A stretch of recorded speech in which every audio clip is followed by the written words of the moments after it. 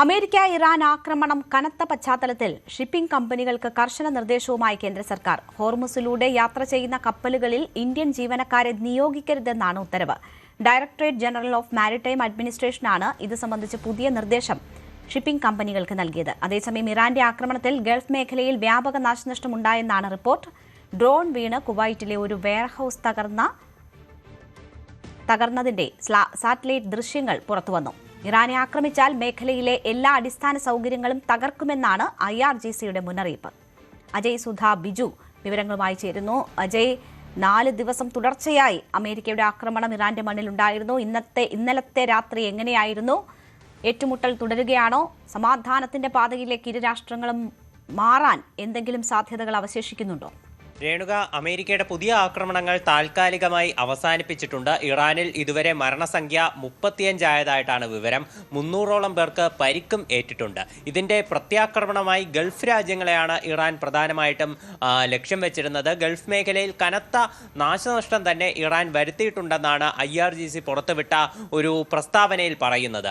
കുവൈറ്റിൽ നടന്ന ഒരു ആക്രമണത്തിന്റെ വിവരങ്ങൾ യൂറോപ്യൻ സാറ്റലൈറ്റ് ഏജൻസി പുറത്തുവിട്ട ചിത്രങ്ങളിലൂടെയും വ്യക്തമായിട്ടുണ്ട്. ഇതൊരു അമേരിക്കൻ ബന്ധമുള്ള വെയർഹൌസ് ആണ് ഇറാൻ തകർത്തതെന്നാണ് വിവരമുള്ളത്. ഈ ആക്രമണം നടന്നിട്ടുള്ളത് കുവൈറ്റിലുള്ള മിന അബ്ദുള്ള എന്ന് പറയുന്ന സ്ഥലത്താണ്. ഇവിടെ ഒരു US-ന്റെ ലോജിസ്റ്റിക് കേന്ദ്രത്തിലേക്ക് തങ്ങൾ ആക്രമണം നടത്തിയതായിട്ട് ഇറാൻ അറിയിച്ചിരുന്നു. അതിന് പിന്നാലെയാണ് ഈ സാറ്റലൈറ്റ് ദൃശ്യങ്ങളും ഇപ്പോൾ പുറത്തു വന്നിട്ടുള്ളത്.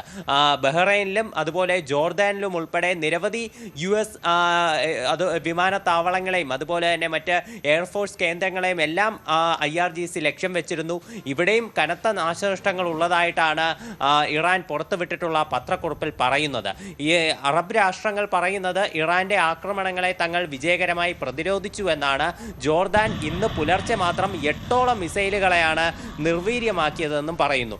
അതിനിടെ ഹോർമുസ് കടലിടുക്കിലൂടെ കടന്നുപോകുന്ന കപ്പലുകൾക്ക് ഒരു വലിയ നിർദ്ദേശമുണ്ട്. ഇന്ത്യയുടെ കേന്ദ്ര സർക്കാരാണ് ഇത്തരമൊരു നിർദ്ദേശം നൽകിയിട്ടുള്ളത്. അതായത് ഈ കപ്പലുകളിൽ ഇന്ത്യൻ ജീവനക്കാരെ ഒരിക്കലും ജോലിക്കായി നിയോഗിക്കരുത് എന്നാണ് നിർദ്ദേശം. ഇപ്പോൾ നമ്മൾ നോക്കുകയാണെങ്കിൽ ലോകമെമ്പാടും ഏറ്റവും കൂടുതൽ ഈ നാവികരെ സംഭാവന ചെയ്യുന്ന രാജ്യങ്ങളിൽ 3ാം സ്ഥാനത്താണ് ഇന്ത്യ. ഈ കപ്പൽ മേഖലയിൽ മാത്രം ഏതാണ്ട് 3 ലക്ഷത്തോളം ഇന്ത്യക്കാർ ജോലി ചെയ്യുന്നുണ്ട്. ഈ പശ്ചിമേഷ്യൻ സംഘർഷം ആരംഭിച്ചതിന് ശേഷം 13 ഇന്ത്യക്കാരാണ് വ്യത്യസ്ത ആക്രമണങ്ങളിൽ കൊല്ലപ്പെട്ടത്.